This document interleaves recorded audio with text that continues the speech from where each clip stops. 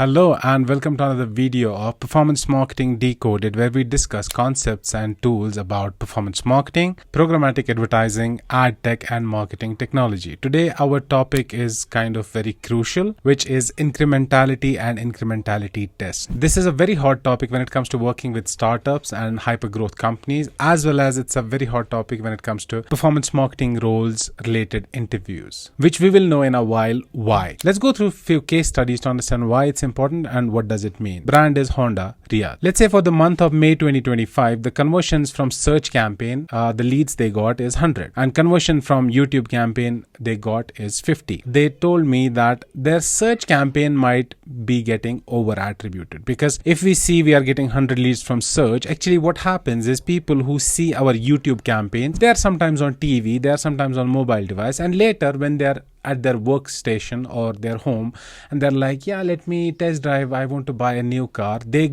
search for Honda because they recently saw that there is an ad on Honda cars, Eid sale or whatever, or a new car is launched. They go to Google, they search, they see our search ad, they buy it there, but actually the attribution should have gone to YouTube. So there are multiple scenarios like that, but incrementality testing is what answers that question. Are my ads actually driving additional conversions, or would they have happened anyways? To count incrementality, and the process to do incrementality testing is, let's say Philips is having a campaign. This is their audience. Before incrementality testing, what they do is they were running Meta ads campaign and they were spending a budget of $100 a month, let's say. And the conversions they were getting is 10 per month, which means their effective CPA was $10, which is 100 divided by 10. And everyone was happy.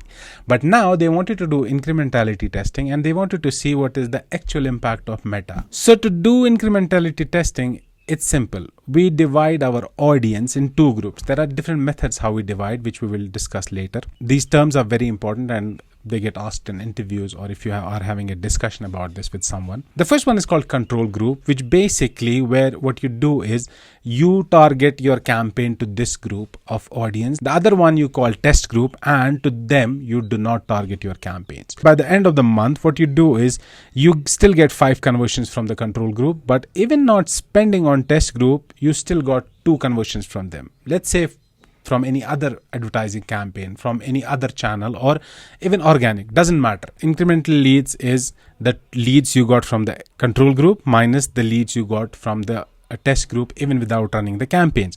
So 5 minus 2 is 3, because even if you wouldn't have targeted Meta campaign here, you would still have probably got 2 leads here. So the incrementality is actually 3. Now the budget that was spent was $50, and the actual CPA actually is 50 with the budget minus the 3 incremental leads, which is 16.67. So the incrementality test shows us that Meta in reality is not generating as much leads. So in this case, Meta incrementality factor would be less than 100%.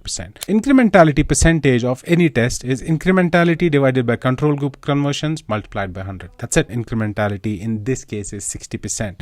So when the incrementality factor is less than 100%, it means the channel is not as impactful as we thought before the incrementality test.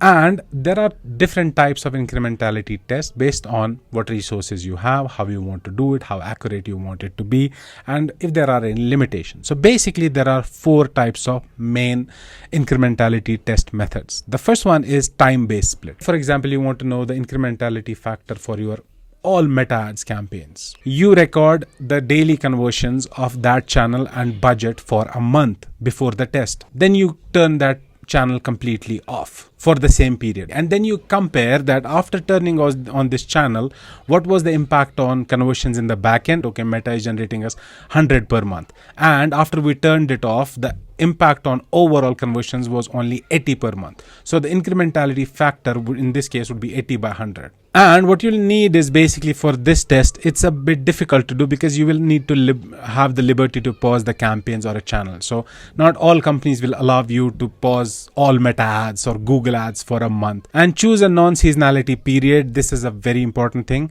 For example, your pre-test period and your post-test period shouldn't fall between, let's say, New Year's, Eid, or any other holidays that's important in your market, because then seasonality will impact. You might have a spike in leads or drop in acquisitions.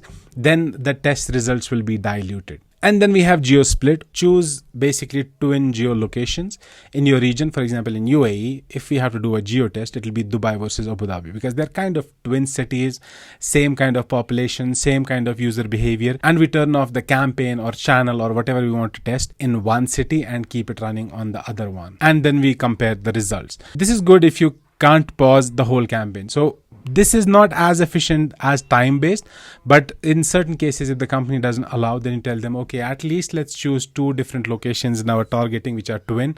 One we pause, one we don't, and then we compare the result. Then we have audience split. You have an audience. For example, you have a CRM where you have data of all the users who installed your app. Now, what you can do is you're running an app engagement campaign. All the CRMs and CEPs and CDPs basically give you this option. You create a split of 2 audiences. One you expose to the campaign, one you don't. It's exactly what we discussed.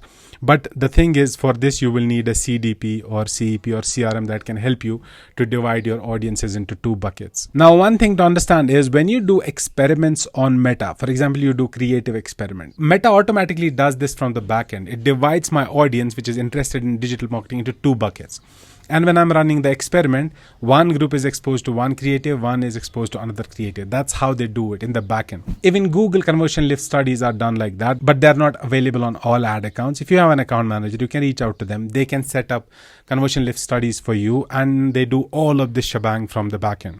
The 4th one is ghost ads, or some call it PSA, which is public service ads. In ghost or PSA ads, what you do is basically you have 2 campaigns.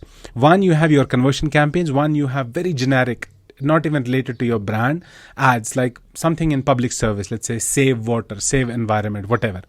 And these 2 groups you expose to 2 different campaigns, and then you result.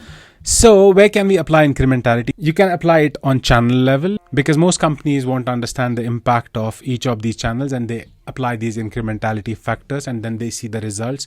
Basically, after incrementality, what are the actual results? They believe in that more.